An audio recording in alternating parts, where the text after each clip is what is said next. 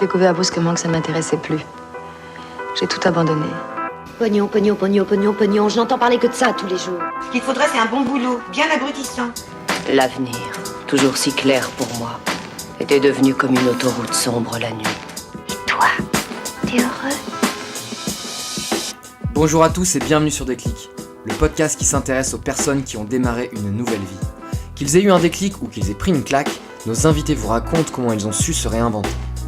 Attiré par les animaux d'Afrique dès son plus jeune âge, Denis Lebouteux est arrivé pour la première fois en Tanzanie grâce à son métier d'ingénieur chez Air France. Il y découvre un pays sauvage, sans touristes et c'est le coup de foudre. Denis décide alors d'y rester pour entreprendre en créant Tanganyika. J'espère que cet épisode vous plaira. Pour me soutenir, c'est très simple. Il vous suffit de mettre une note sur iTunes pour les iPhones ou sur Podcast Addict si vous avez un téléphone Android. Ça prend 2 minutes et c'est extrêmement important puisque ça permet de faire connaître le podcast. Bonne écoute. Eh bien, bonjour Denis.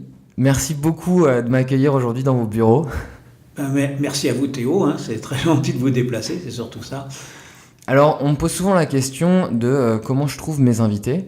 Et là, pour la première fois, c'est pas moi qui vous ai trouvé, c'est un collègue à moi, Jean-Baptiste. Donc vous vous souvenez a priori pas, mais vous l'avez rencontré dans un Eurostar et vous lui avez parlé de votre parcours et il m'a dit, en rentrant à Londres, ah là là, il faut que tu rencontres ce mec, c'est absolument incroyable. Il a travaillé pendant 9 ans chez Air France et c'est un passionné des animaux d'Afrique et il a créé sa boîte qui permet à des touristes, il a créé des loges. Alors je sais pas d'ailleurs si on dit des loges ou des lodges, on me dira après, mais voilà, il permet à des gens d'aller visiter la Tanzanie.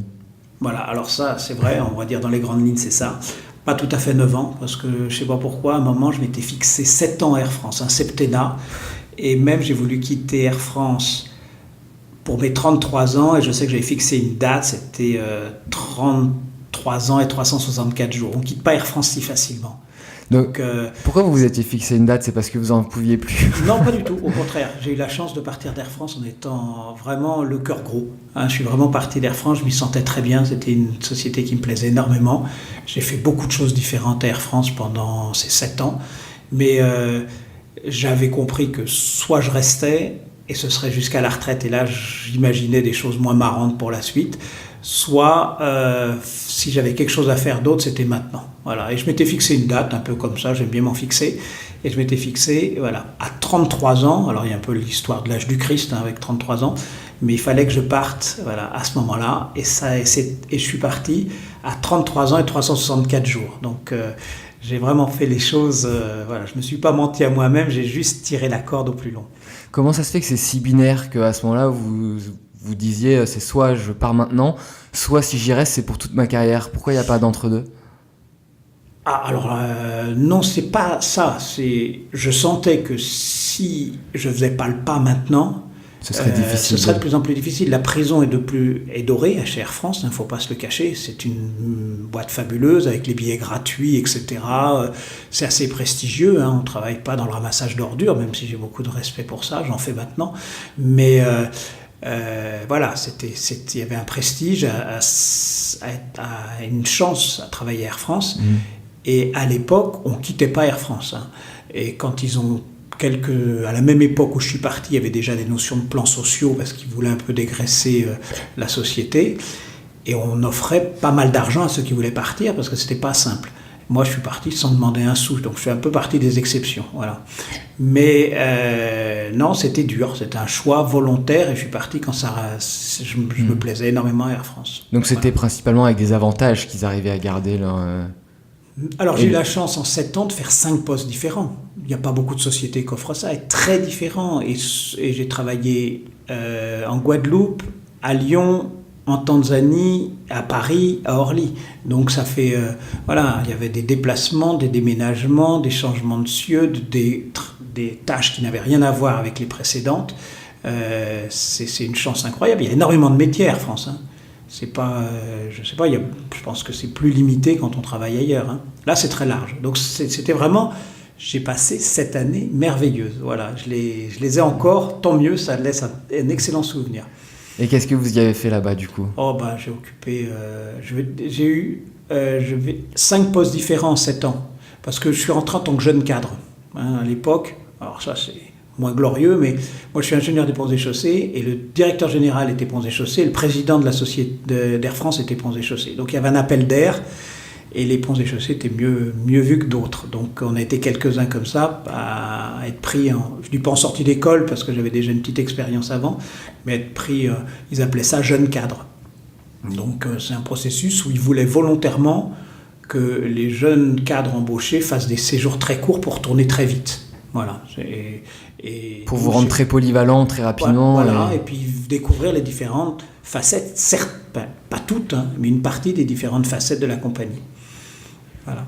Alors, je ne veux pas dire que tout était rose. Hein. Moi, il y avait, en partie, la dernière affectation, j'étais à Orly, et là, j'étais dans un poste de direction, de management, avec des équipes, entre guillemets, sous mes ordres. Et là, alors, on arrive avec les lourdeurs syndicales, la DRH, des choses comme ça, que j'aimais pas. Ça, je le dis clairement. Dès qu'il y a eu ces choses-là... Dès qu'il y a eu du management... C'est pas le management. Le management, aujourd'hui, en Tanzanie, je dirige 250 personnes. Plus des bureaux en France et ailleurs. J'ai aucun problème avec le management chez Fer. Ce que j'aime pas, c'est le management made in Air France, /FO, /CGT, / tout ça. Ça, je déteste. Ça, c'est pas du management pour moi. C'est...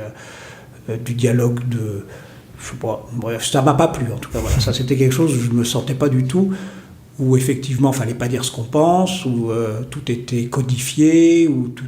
Voilà, ça me plaisait processé. Pas. Et je pensais aussi qu'en montant, si j'avais... Parce qu'on monte quand même à Air France, qu'on soit bon ou mauvais, on monte un peu, et je voyais bien que ce serait plus ça que ce qui m'avait plu dans les premières années. D'accord. Et du coup, vous avez mentionné la Tanzanie. Est-ce que vous l'avez découverte via Air France ? Non. Enfin, Air France desservait la Tanzanie. D'accord. Et quand moi j'ai vu la carte, j'avais cette envie d'aller dans ce pays. Ça, c'était clair. Même en rentrant à Air France... Et vous connaissiez déjà ? Pas du tout. Pas du tout. Que par de la lecture. Voilà.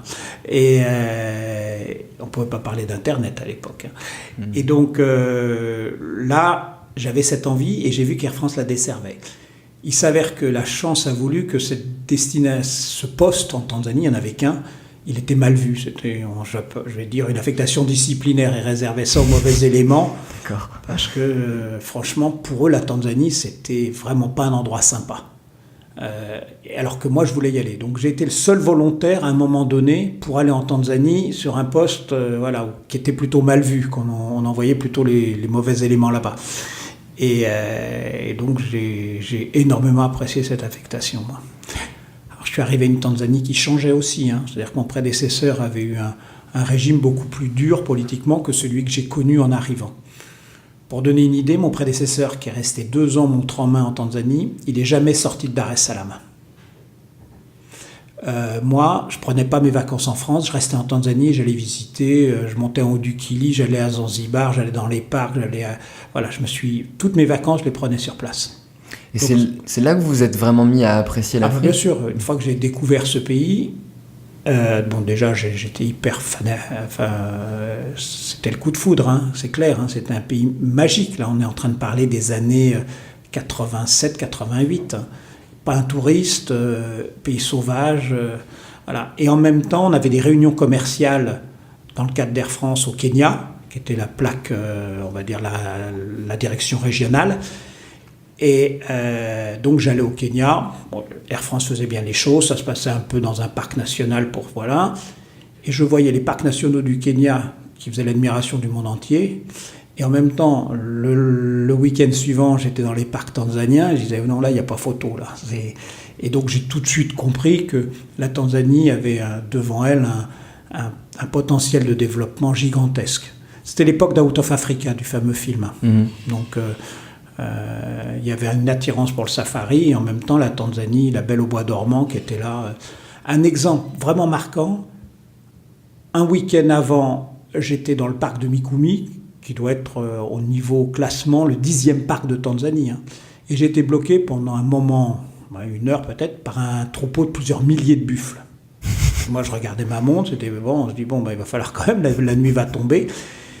Et la semaine d'après, j'étais dans cette fameuse conférence commerciale dans un des parcs du Kenya. Et là, j'étais dans un 4x4 et je vois une Américaine s'extasier parce qu'il y avait un buffle. Voilà. Et c'est toute cette différence-là qui m'a sauté aux yeux. Donc vous y avez vu une opportunité d'y rester, d'entreprendre? Voilà, exactement. Ouais. En me disant, tiens, c'est un métier qui est extraordinaire. Hein. Comme partout, il faut un peu écouter ses rêves, pas trop regarder les difficultés, parce qu'il y en a eu plein. Mais heureusement, je ne les avais pas en face des yeux.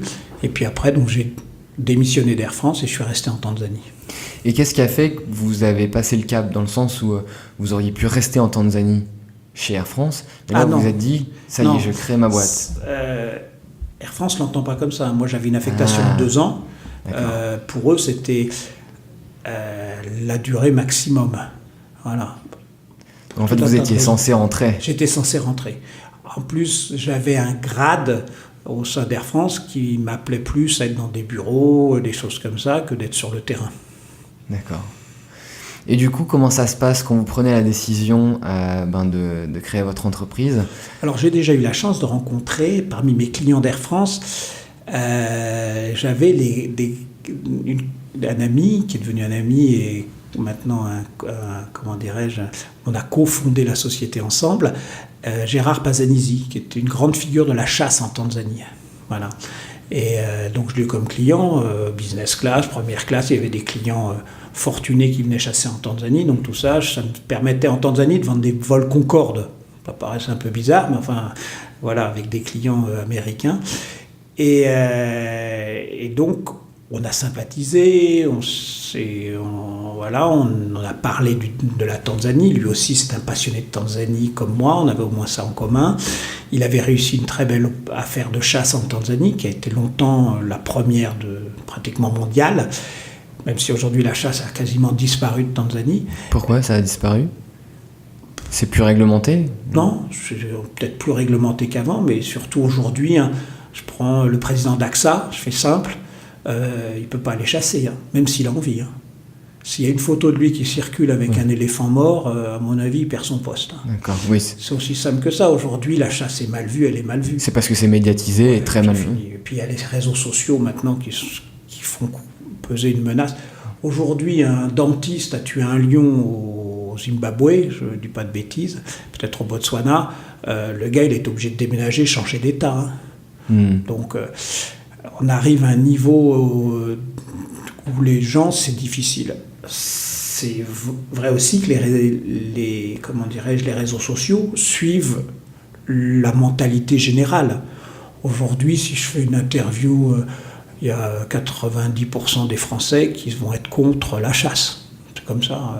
Et l'année prochaine, 92, alors qu'à l'époque, à la fin du XXe siècle, on va dire, les gens trouvaient la chasse naturelle. C'était quelque chose qui avait ses avantages et des inconvénients. Mais maintenant, moralement, c'est difficile à justifier. Donc la chasse s'éteint de ce fait-là.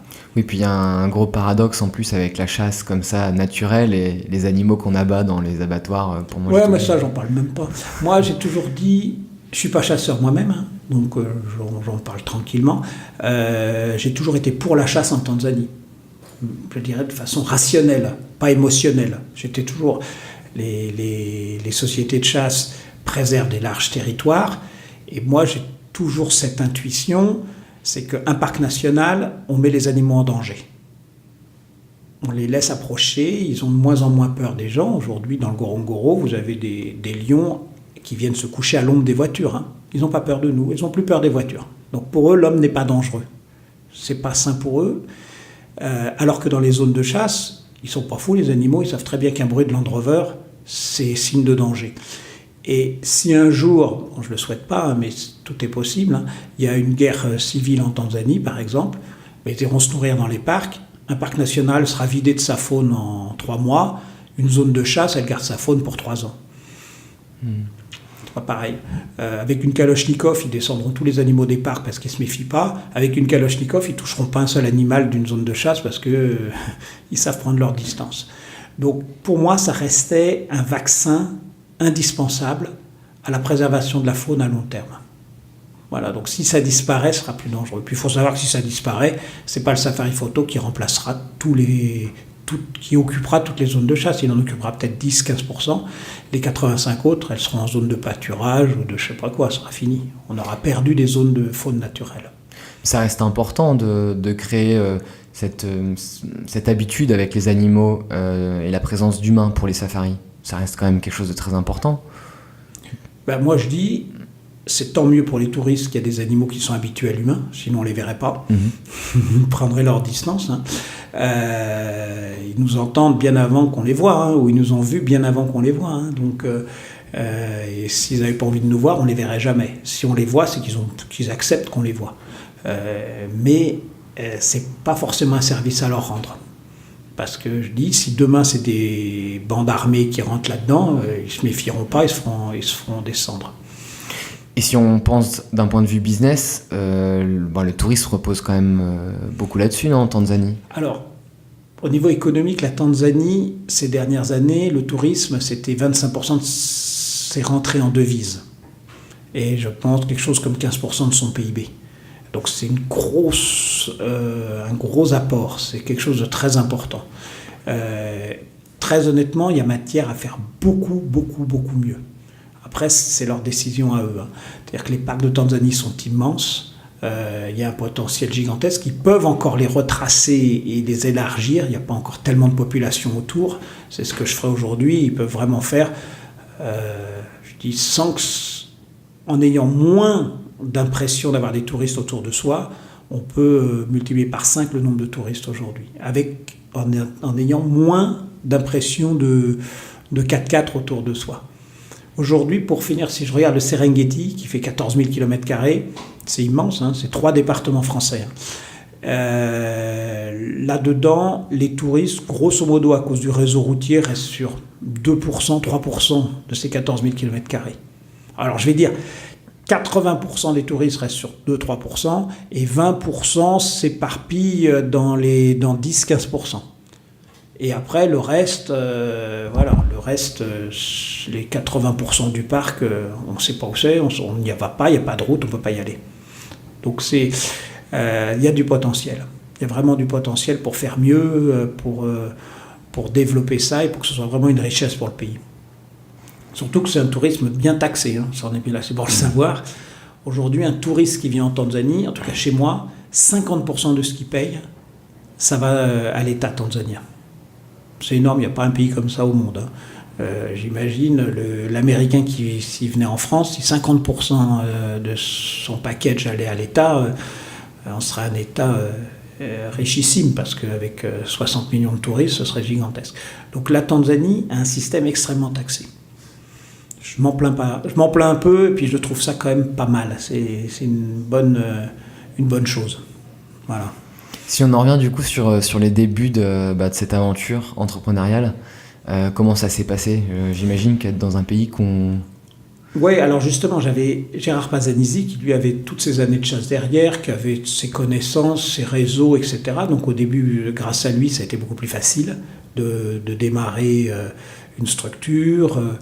Et puis, c'était aussi les bonnes années, c'est-à-dire où les Tanzaniens naturellement étaient gentils. Ce qui n'est plus le cas aujourd'hui. Non, ils sont toujours naturellement gentils. Je dis, ils sont. Mais par contre, ils étaient moins emmerdants qu'aujourd'hui. Moi, je le dis très honnêtement, le chemin qui a été le mien sur les 30 dernières années, ça fera 30 ans en 2019. T'es créé l'année de ma naissance, en 89. Voilà, ouais, c'est ça. Donc, le chemin parcouru, il n'existe plus. Moi, si je me retourne derrière moi, il n'existe plus ce chemin. Et ceux qui veulent maintenant, je dirais, tenter une aventure de ce type-là en Tanzanie, je ne sais même pas quel conseil leur donner. Je ne sais pas. Je ne sais pas parce que, je dirais, il y a bien sûr ceux qui arrivent avec 100 millions de dollars, voire plus, 2-3 fois la somme. Ils se disent, on est sûr d'y arriver avec autant d'argent. Non, ils n'y arrivent pas, c'est pas convaincant, c'est raté, c'est pas ça. La Tanzanie, c'est un pays où il faut s'enraciner. Donc on est bien obligé de commencer petit si on veut s'enraciner. Donc, et aujourd'hui, pas facile de s'enraciner, je vois pas comment on fait. En tout cas, dans le domaine qui est le mien, dans le tourisme. Donc c'est pas simple. Qu'est-ce qui fait que c'est devenu beaucoup plus difficile? J'ai du mal à comprendre. Les réglementations. Moi, quand j'ai commencé, il devait y avoir 3 taxes. Aujourd'hui, j'en ai 46. La difficulté pour avoir un resident permit. c'est permis de résidence. Donc quand j'ai commencé, il fallait 15 jours. Aujourd'hui, il faut 15 mois. Les contrôles, les machins, etc. Donc un micro-entrepreneur qui a à la fois le commercial, les opérations, le développement, la finance, les comptes, comme j'ai dû faire au début, il serait tellement harcelé qu'il est obligé de lâcher prise. Alors qu'aujourd'hui, comme je vous ai dit, j'ai 250 personnes, ce qui fait que pour parler avec, je sais pas moi, le contrôleur des impôts, c'en est une. Pour parler avec le responsable de l'immigration, c'en est une autre. Pour parler avec le gars qui fait les chantiers, c'en est une troisième, etc. Donc on arrive à faire face. Quand vous dites 250, c'est 250 collaborateurs, salariés ? Salariés. Salariés, d'accord. Ouais. Donc c'est toutes les personnes qui vont être présentes sur place. Ouais, qui sont présentes sur place. Ouais. C'est énorme. Ah ben oui, mais il y a 7 camps. Donc 7 camps, c'est ouvert du 1er janvier au 31 décembre. Il y a pas, c'est ouvert le samedi, c'est le dimanche. C'est-à-dire pratiquement, il faut 2 personnes pour un poste. Entre les congés payés, les périodes de récup, les jours travaillés, etc. Donc vous dites, voilà, avec 7 endroits qui sont ouverts tout le temps, l'hôtellerie, ça consomme beaucoup de gens. Voilà, puis après, il y a les chauffeurs, après, il y a les garages, après... Aujourd'hui, on produit nos légumes, on produit... en fait, voilà, il y a tellement de choses que c'est devenu tentaculaire. C'est du coup des voyages sur mesure pour les familles, pour les entreprises ? Alors déjà, je dirais, je suis présent pas mal sur le marché français. Aujourd'hui, le marché français représente 40 à 45% de notre activité. Ça veut dire qu'on est présent ailleurs. Aujourd'hui, j'ai des marchés américains, allemands, anglais, espagnols, italiens, belges, pour citer les principaux, qui font 55% de notre chiffre d'affaires. Voilà. Alors, sur les 40-45% du marché français, aujourd'hui, j'ai plusieurs créneaux, mais je les ai toujours eus. L'incentive, le FIT, et après les associations, les groupes, le tour operating, on prend tout. Voilà, mon positionnement, c'est la Tanzanie uniquement. C'est-à-dire que j'ai des concurrents, pour en dire un mot, mais qui, eux, sont positionnés sur plusieurs pays. Ça, c'est pas du tout ma stratégie. Moi, je suis positionné sur un pays, et j'ai même envie de dire sur un quart de pays. Voilà, je suis positionné sur un quart de pays. Et je suis positionné de façon très très forte sur ce quart de pays, mais ce qui me permet de me développer sur pas mal de marchés parce que j'ai des atouts. Voilà. Alors que, je dirais, j'ai des concurrents qui sont positionnés sur 6 pays, mais à ce moment-là, ils vont être très forts commercialement, donc ils vont se concentrer sur un pays vendeur. Moi, je suis très fort techniquement, donc je peux éclater sur beaucoup de pays vendeurs. Oui, puis le fait de se spécialiser, si demain vous avez quelqu'un qui veut partir en Tanzanie, s'il regarde un petit peu le marché, il va aller chez le spécialiste. C'est la chance, c'est qu'aujourd'hui, avec les réseaux et tout ça, on va donner plus de pouvoir à ceux qui ont le produit, à ceux qui ont de très bons produits. Voilà, donc moi, depuis des années, je travaille le produit. Je travaille le commercial, sinon je serais mort. Mais voilà, on est plus fort sur le savoir-faire que sur le faire savoir. Et alors, votre produit, c'est quoi aujourd'hui ? Alors, notre produit aujourd'hui, c'est de se reposer déjà sur nos établissements, puisque j'ai 7 camps et lodges. Qui vous appartient qui appartiennent à la société. Qui appartiennent à la société. Bien sûr, 7. Donc vous avez commencé avec un que vous avez acheté en fait ? Non, qu'on a construit. J'achète pas, on construit. Là, les 7 premiers, on les a tous construits de zéro. Il n'y avait rien, on les a construits. Le 8e, on l'a acheté et on va le transformer un petit peu. Voilà. Mais c'est nouveau, ça. D'habitude, on prend un terrain, éventuellement on achète le terrain ou on loue, ce que je préfère. Comme ça, je préfère laisser le terrain aux Tanzaniens. Je trouve que ça a plus de sens pour moi, mais peu importe. Des fois, il faut acheter.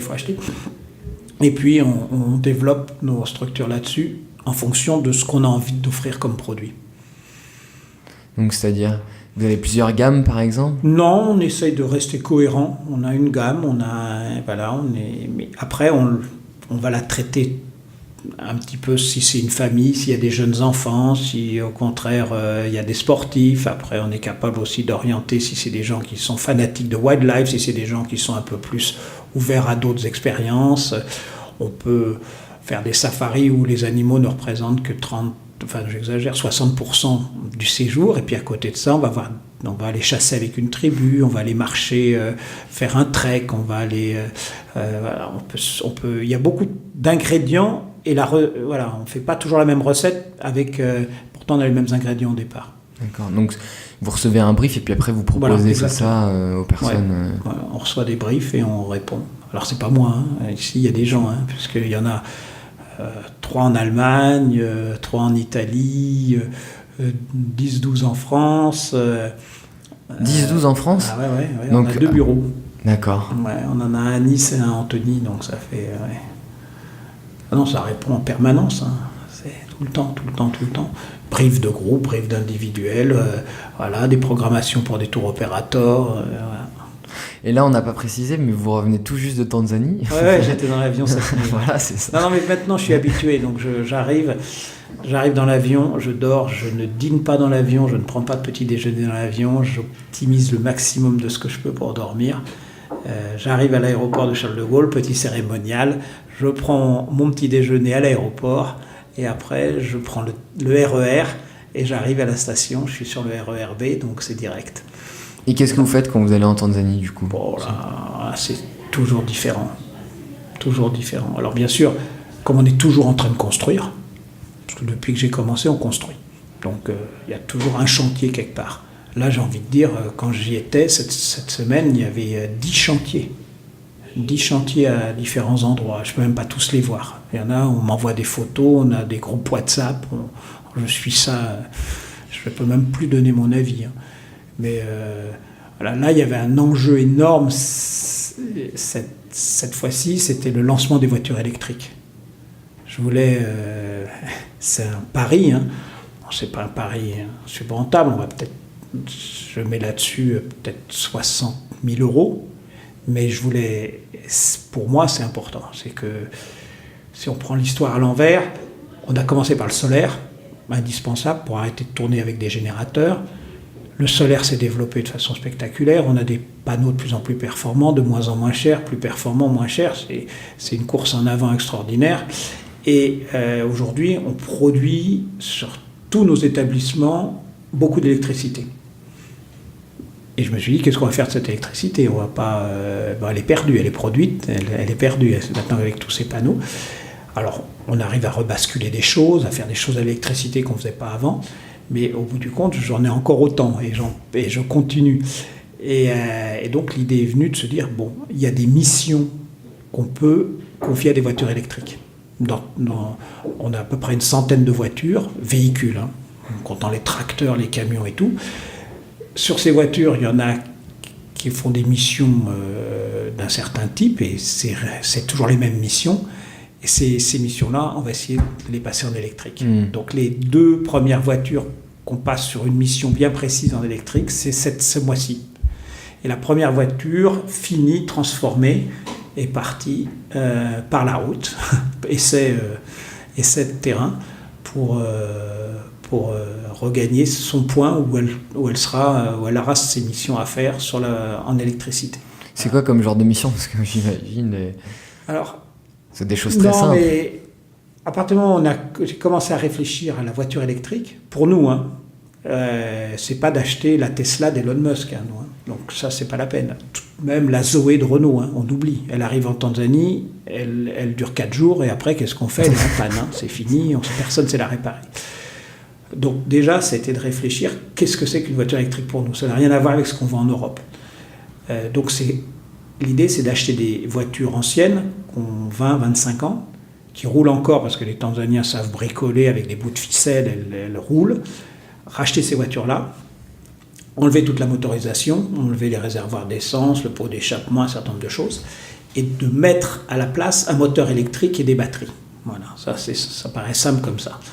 Mais sauf que, heureusement, il y a une start-up allemande qui, elle, le fait à très bon niveau, ça. Elle le fait vraiment avec des garanties opérationnelles très sérieuses.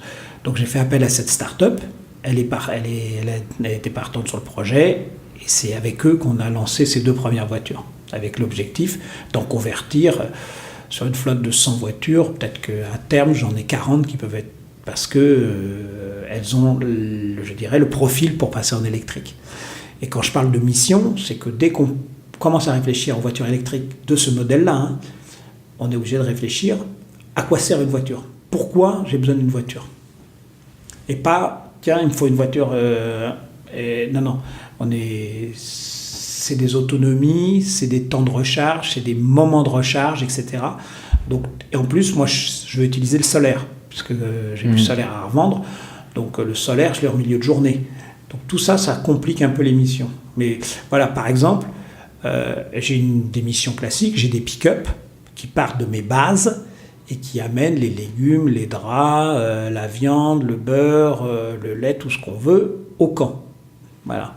Donc ça, c'est une mission, c'est un aller et un retour. Sachant qu'ils ne sont pas censés faire autre chose entre les deux. Et là, voilà, ça, je peux électrifier ça. Je peux passer en électrique sur cette mission-là. Vous internalisez vraiment tout parce que là, ça fait plusieurs fois que vous avez mentionné les légumes que vous produisiez après vous-même. Les légumes, on a fait... Moi, je suis toujours prudent. Hein. C'est-à-dire que, par exemple, les voitures électriques, je dis je peux passer un tiers de la flotte en électrique. Je ne vais pas passer un tiers de la flotte en électrique. Hein. J'en mets 2. Hein. Et je regarde, j'observe, je reviens en septembre, on fait le bilan de tout ça. Combien j'ai eu d'heures de générateur, combien on a eu d'ensoleillement pendant juillet-août, voir si est rééquilibré, est-ce qu'il faut des panneaux en plus, voilà. Et après, on va passer à une phase 2, une phase 3, une phase 4, une phase 5. Moi, je vais pas y aller, je vais y aller à mon rythme, peut-être assez rapide, mais quand même, ça sera toujours phasé. Et ben le potager, c'est pareil. Moi, j'ai commencé par un potager qui devait faire, peut-être 1000 mètres carrés. Et puis maintenant, il en fait 3000. Voilà. Parce qu'au début, j'ai dit, on va regarder. Si on n'est pas capable de faire 1000, on ne sera pas capable de faire 3000. Par contre, si on est capable de faire 1000, on sera peut-être capable après. Voilà. Donc maintenant, le 1000, on est tout à fait capable. On produisait des légumes pour 1 lodge et demi. Maintenant, on passe à 3000 mètres carrés. On produit des légumes, on va dire, pour 4 lodges. Et puis voilà, on va continuer à se développer comme ça. Mais sur les 3000 m², on a encore du terrain exploité, donc normalement, on devrait être totalement autonome pour un certain nombre de légumes. Hein. Je ne produis pas tous les légumes. Hein. J'ai une question qui est assez personnelle, pour moi, je veux dire. Je me demande comment... j'ai toujours été impressionné par les gens qui arrivent à bosser pendant 30 ans ou plus dans la même entreprise, même si c'est la leur. Moi, j'ai tendance souvent à avoir une obsession, à m'y mettre à fond pendant 2 ans, et puis après, hop, je découvre autre chose, et puis voilà. Surtout de nos jours, y a tellement de choix possibles autour de nous que les gens ils se lassent beaucoup plus vite. Donc la question c'est quel est le secret pour... Pour moi, hein, après c'est pas le même secret pour tout le monde, attention. Hein. Moi je fais des choses tellement différentes. Là on vient de parler, de légumes, de voitures électriques, de réparer des routes. Un groupe BMW qui doit aller en Tanzanie, il faut que je fasse le programme. Après, je suis sur une publication d'un livre. Après, voilà, donc j'ai l'impression que moi, en tout cas, j'ai plusieurs vies professionnelles hein, dans ce cadre-là. Ça, c'est ma chance. Je crois que ce serait plus dur si j'avais toujours les mêmes tâches à répéter. Hein. Ça serait plus lassant. Puis après, je ne fais pas partie de la même génération que vous. Hein. Donc nous, notre génération, on est quand même plus habitué à... On garde nos femmes plus longtemps, on garde nos boulots plus longtemps. Mais justement, parlons de femmes, du coup, vous êtes toujours en déplacement, vous avez vécu en Tanzanie pendant longtemps. Ça, c'est le secret des mariages qui durent. Hein. Voilà, ça peut pas... Maintenant, heureusement, les enfants sont très grands. Hein. Il y a des petits-enfants, etc. Mais non, ça va. Vous vivez en Tanzanie ou en France aujourd'hui ? Non, moi je passe un tiers de mon temps en Tanzanie, 2 tiers en France.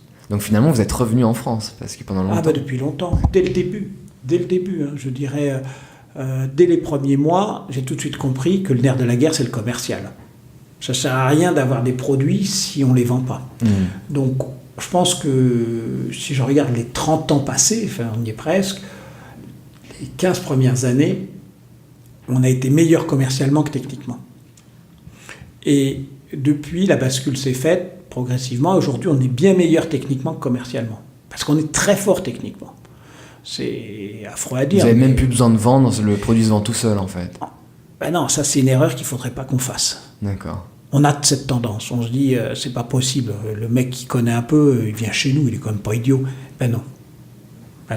Il faut rester toujours très concentré et on a tendance à un petit peu jouer en se disant non, ça y est, on a le produit, c'est fini. Hein. Il n'y a pas photo. Il n'y a peut-être pas photo sur le terrain, mais quand on est à Paris, il faut vraiment que le gars ait de bons yeux pour voir une différence entre un produit que j'estime médiocre et un produit qui est bon. Vraiment, c'est évident quand on est sur le terrain, mais quand on est à Paris, non, on ne voit pas ça. Donc il faut du commercial. Et aujourd'hui, le commercial est en retard sur le technique. Voilà. Mais j'ai toujours eu un retard de l'un par rapport à l'autre, ou de l'autre, c'est comme ça. Hein. Et au début, comment vous arriviez à vendre, étant donné qu'au niveau croissance, on n'était pas à ce qu'on est aujourd'hui? Vous venez de me parler de 250 véhicules. Non, 100 véhicules, 250 personnes. Ouais. 250 personnes, 100 véhicules. Il y a 7 lodges. Ouais. 8 maintenant. Ouais. Donc du coup, au début, quand vous en avez une que vous pouvez, je sais pas, accueillir... Puis une, on perdait de l'argent avec, hein, faut être clair, hein, c'était une danseuse. Hein. Non, mais après, il fallait du talent, hein, fallait être bon vendeur, c'est tout, fallait vendre. C'est vous qui vendiez au début? Ouais, au début, j'étais le seul. Hein. Pendant les premières années, mais ça me plaisait beaucoup. Pendant des années, mon métier numéro 1, c'était de vendre des safaris en Tanzanie, c'était pas d'organiser. L'organisation, elle était simple. Hein. Comment vous faisiez alors, à l'époque? Aujourd'hui, on ferait du Facebook? Non, à l'époque, il y avait, je dirais... j'avais compris que j'aurais pas trop de mal à avoir des clients en juillet-août, parce que c'est une haute saison, et donc il fallait surtout essayer de travailler les basses. Et les basses, l'incentive m'offrait ce créneau-là. Ils viennent tout sauf en haute saison. Ils viennent pas à Noël, ils viennent pas en juillet, ils viennent pas en août. Et donc j'ai pris l'annuaire des agences d'incentive et je téléphonais, je demandais un rendez-vous, ils étaient plutôt sympas tous, hein, ils me disaient bah oui, venez nous voir. La Tanzanie était c'était une nouvelle destination pour eux, donc la curiosité, ils n'étaient pas idiots. Ils venaient et je leur en parlais tellement bien que voilà, ils disaient ah bah oui, si ça paraît super, bon on va essayer de faire un truc là-bas, parfait, voilà. Et c'est comme ça. J'ai vraiment, grâce à je dirais, ce créneau de l'incentive pendant les 15 premières années de la boîte, j'ai pu construire ce qu'il y a derrière. En termes de rentabilité, du coup, ça a été rentable à partir de quand?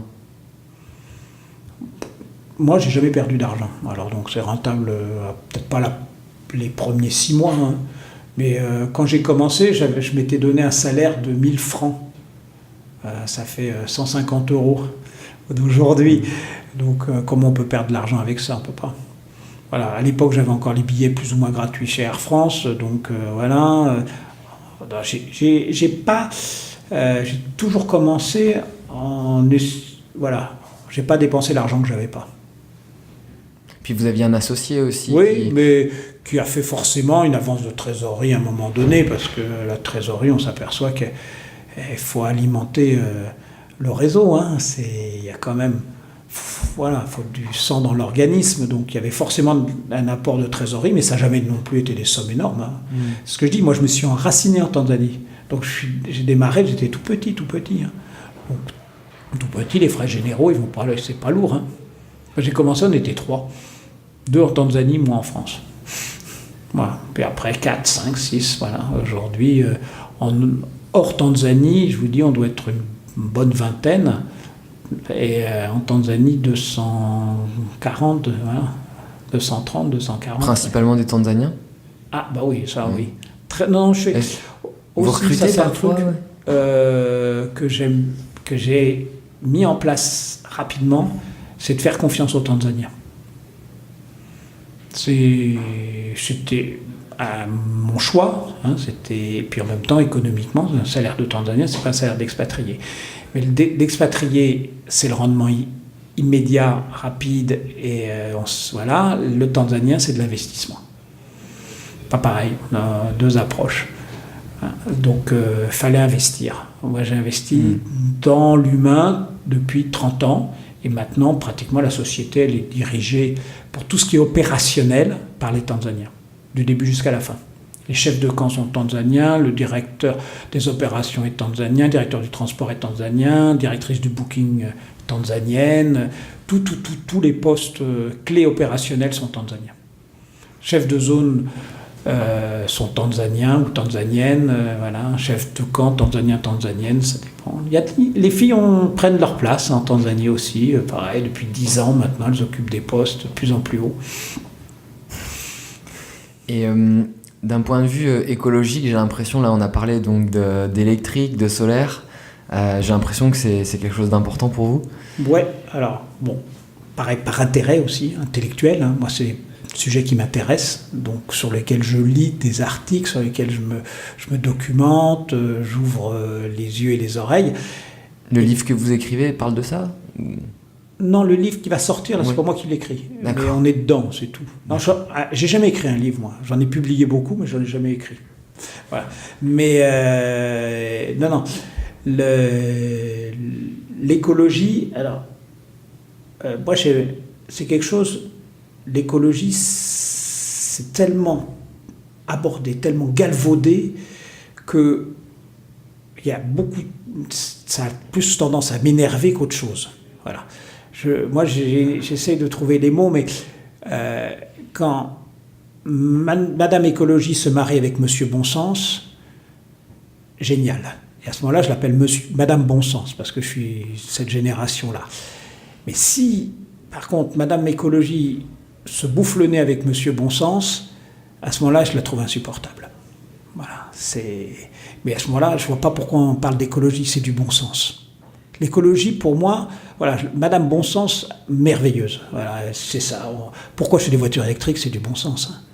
Il y a des tonnes de voitures de 25 ans en Tanzanie qui n'ont aucune utilité, qui n'auraient aucune utilité. On peut les remettre à kilomètre zéro et les rendre neuves avec de l'électricité. Il y a du solaire. On a un ensoleillement qui est imbattable. On n'électrifiera jamais la Tanzanie. Il faut arrêter de se prendre pour des idiots. Tirer des fils sur un territoire qui fait 2 fois la France alors qu'il commence maintenant, c'est même plus la peine. On ne pourra pas. Donc il faut effectivement réfléchir à des mini-grids, à tout ça. Récupérer l'eau de pluie. On va me dire c'est très écolo. Bah oui, mais non, c'est du bon sens. Hein, parce que sinon c'est un camion. Le camion me coûte une fortune, donc je récupère l'eau de pluie. Faire un jardin potager, bah oui, mais c'est du bon sens. Hein. Voilà. Aujourd'hui, on travaille avec une ferme en Tanzanie, on l'aide à se mettre au standard pour récupérer lait, beurre et voilà. Et donc, mais c'est du bon sens. Parce que le lait va me coûter 2 fois moins cher que celui que j'achète en Afrique du Sud ou au Kenya, et le beurre va me coûter 4 fois moins cher. C'est du bon sens. Franchement, quand l'écologie est volontaire, contraignante, engagement personnel, je ne dis pas que je ne le fais pas, hein, mais c'est pas l'écologie que je préfère. Moi, je veux une écologie simplement parce qu'elle est intelligente. C'est tout. À partir du moment où elle est intelligente, la messe est dite. Aujourd'hui, bien évidemment qu'il faut passer au solaire. Le kilowatt aujourd'hui est tombé à 800 €, il était à 5000 € il y a 10 ans. C'est une évidence, ça ne se discute même pas. Je ne sais pas parce que... Voilà. Donc tout ça, pour moi, l'écologie, c'est ce que je dis. Si c'est du bon sens, ça me va très bien. Et le reste, bien sûr qu'il faut trier ses déchets, c'est tellement évident, c'est du bon sens, c'est que du bon sens. Voilà. Nous, on trie tous nos déchets. On s'occupe même aujourd'hui du centre de déchets d'un district en Tanzanie. On a dit on va le prendre, c'est pas notre métier, mais maintenant on le fait. Voilà. On a une fondation pour planter des arbres, c'est du bon sens. Alors il y a le bon sens à moyen terme, à court terme. Les arbres, ils n'ont pas des très longues vies en Tanzanie. Hein. Ils poussent sur 4 saisons au lieu de pousser sur 1,5 chez nous, donc ils vont très vite, ils poussent vite, ils meurent vite. Mais c'est du bon sens. C'est vraiment... Après, c'est du bon sens pour les 30 ans, c'est du bon sens pour les 30 minutes, c'est du bon sens pour les 30 mois, je ne sais pas, mais chaque fois, il faut que ce soit quand même porté par le bon sens. Très bien. Pour la publication de livres, vous avez publié quoi exactement ? Tanzanie sauvage, Zanzibar île magique, j'ai dû publier 10 titres en tout. Voilà, carnet de Tanzanie, que des livres sur la Tanzanie, hein. Itinéraire d'un photographe, Maasai l'étoffe rouge, alors je ne peux pas vous les citer tous, mais voilà, 10 titres. Le but pour vous quand vous publiez, c'est quoi exactement ? À l'époque, voilà, j'avais pas le produit. Le produit, il s'est construit petit à petit. Hein. Donc par contre, il fallait donc renforcer le moteur commercial devait être plus puissant. Et les publications y ont contribué. Oui. D'avoir une certaine notoriété, parce qu'on était également des éditeurs sur la Tanzanie. Voilà. Maintenant, j'en ai moins besoin, parce que je dis le moteur technique est devenu beaucoup plus puissant. Très bien, c'est clair. Écoutez, je pense que c'est vachement intéressant. Ça fait un petit bout de temps qu'on parle. Est-ce que vous voulez dire quelque chose de spécial aujourd'hui ? Alors là, je ne sais pas. Moi, que ce je soit ne sais sur pas qui la... m'écoute déjà, donc c'est difficile à qui je m'adresse. Donc, alors effectivement, vivre ses rêves, ça c'est indispensable. Hein. Ce qu'on n'a pas dit, mais moi, les animaux d'Afrique, c'était ma passion. Ah bah voilà, mais Voilà. j'essayais de comprendre d'où ça venait. Non, c'était à 4 ans, à 5 ans. Pour moi, les animaux, c'était le zoo. Hein, ça n'allait pas plus loin. Donc, toutes les semaines, je voulais entraîner mes parents au zoo. C'était pas gai pour eux, mais bon, ils le faisaient de temps en temps. Et donc, une vraie passion. Bizarrement, elle ne m'a pas lâché à l'adolescence. C'est-à-dire que d'habitude, les passions comme ça d'enfant à l'adolescence, ça tourne un peu. Et quand je me suis retrouvé en première, et j'avais 2 filières qui s'ouvraient à moi, ou agro ou veto, pour justement aller à la rencontre de ces animaux d'Afrique qui me passionnaient. Et la meilleure prépa agro de France était au lycée Henri IV, la meilleure prépa veto de France était au lycée Henri IV. Et donc mon père, qui était un grand patron de l'éducation nationale à l'époque, très proche du ministre, on va dire, il avait réussi à appeler le proviseur du lycée Henri IV pour que je fasse ma terminale au lycée Henri IV. Donc le proviseur m'a pris, m'a mis dans la meilleure des terminales pour faire plaisir aux gars du ministère. Et donc là, il y avait l'esprit de compétition déjà. Ça préparait la maths sup. On n'était pas pour faire une terminale, là, on rigolait plus. Et ça m'a plu, cette compète. C'était un truc qui m'a plu. Donc je me suis un peu pris là-dedans, un peu pris au jeu. Et résultat, au lieu de faire agro veto comme c'était prévu, j'ai fait maths sup et c'est pour ça qu'après j'ai fait les ponts et chaussées. Voilà, c'est un peu con. Mais ça veut dire que c'est une passion très ancienne. Voilà. Donc en fait, la compétition a failli vous faire passer à côté de votre passion, si vous n'y étiez pas revenu naturellement. C'est toujours comme ça. Hein. On a tellement de petits carrefours à tout moment mais on a toujours ce libre arbitre. Hein. Voilà, on a toujours ce libre arbitre qui fait qu'à tout moment, c'est dans les mémoires d'Adrien, l'homme dans sa vie éphémère aura éternellement le choix entre l'espoir infatigable ou la sage absence d'espérer. Voilà, donc quand j'ai quitté Air France, c'était la sage absence d'espérer, je restais à Air France, ou l'espoir infatigable, je quittais Air France. Et j'avais cette phrase-là dans ma tête parce que j'avais bien aimé. Voilà, l'homme dans sa vie éphémère aura éternellement le choix entre l'espoir infatigable et la sage absence d'espérer. Voilà, Marguerite Yourcenar. La phrase n'est pas tout à fait exacte, mais c'est ça que ça veut dire. Donc voilà, je pense que c'est des jeunes qui écoutent ces choses-là. Donc il faut bien préparer son coup quand même. Les grandes boîtes sont très formatrices. Donc faire 7 ans Air France, c'est très très formateur. Je les en remercie encore. C'est des boîtes qui donnent des concepts, des méthodes de travail. Et c'est pas par hasard s'ils sont leaders mondiaux, hein, c'est que c'est des bons. Voilà. Alors c'est un peu énervant pour les jeunes qui ont envie d'aller plus vite, mais ça aide. C'est une bonne, c'est bien. Et puis après, bien préparer son coup. Et puis voilà. Après, il y a effectivement 3 ingrédients, la raison, le cœur et la peur. Parce que dans la formule de Pascal, il n'y a que le cœur et la raison. Hein. Mais moi, j'ai appris que pour finir, non, il y a le cœur, la raison et la peur. Et pour finir, le cœur, on ne l'entend pas beaucoup. En fait, il faut vaincre sa peur avec la raison. Le cœur, il vient maintenant, après 30 ans, il est content, il est en Afrique, il a réussi, etc. Mais au début, ce n'est pas le cœur et la raison qui balancent, c'est la peur et la raison. Il faut faire taire ses peurs. Moi, j'étais père de famille, je pars à l'aventure, je quitte un boulot où j'avais un très bon salaire, etc. On se trouve beaucoup de raisons de ne pas se lancer maintenant. Je vois autour de moi, il y a beaucoup de gens qui ont envie et qui n'osent pas. Et il y a toujours une excuse, il y a toujours le « bah oui, mais… » C'est 95% des gens qui ont des envies refoulées. Voilà, alors, moi je dis, non, il faut tenter une fois. C'est difficile, hein, parce que, comme je dis, le chemin que j'ai pris, il n'existe plus. Donc maintenant, c'est d'autres chemins, il faut les réinventer. Mais le gars qui serait arrivé 30 ans avant moi en Tanzanie m'aurait fait la même réflexion. Il m'aurait dit, oula, t'arrives tard, mon garçon, parce que là, le chemin que j'ai pris, non, il n'existe plus. Bon, c'est valable pour toutes les générations. Hein. Tous les 30 ans, les chemins anciens, ils sont effacés. Hein. Faut en retrouver un, en refaire un. Donc ça ne change rien. Je pense que le monde d'aujourd'hui, il offre plus de possibilités qu'en offrait celui d'il y a 30 ans et qu'en offrait celui d'il y a 60 ans, grâce à Internet, grâce à des outils extraordinaires, où on peut être chef d'entreprise avec un ordinateur. Hein. Moi, quand j'ai commencé, il y avait pas le fax. Hein. plus complexe. Ça paraît plus complexe. Il n'y avait pas le téléphone portable. On se dit, mais comment on travaillait sans le fax, sans le Internet et sans le téléphone portable? Bon, je démerdais. Voilà. Bon, moi, c'est super. Merci Théo, c'était vraiment gentil. bien. Voilà. C'était vraiment bien. Merci beaucoup. Voilà, mais j'espère que c'est un sujet qui ça a intéressé un peu. Hein. Voilà, c'est toujours pareil. Je mettrai sur le site web tous les liens vers l'agence, du coup. Voilà, c'est très gentil. Merci beaucoup, Denis. Merci Théo. À bientôt. Entendu, au revoir. Merci à tous d'avoir écouté l'épisode jusqu'au bout, j'espère vraiment que ça vous aura plu. Surtout, n'hésitez pas à me contacter pour me dire ce que vous en avez pensé. Pour recevoir les prochains épisodes, c'est très simple. Vous pouvez vous abonner sur iTunes ou sur SoundCloud, ou encore cliquer sur le lien qui est dans la description pour rejoindre mon chatbot. À bientôt!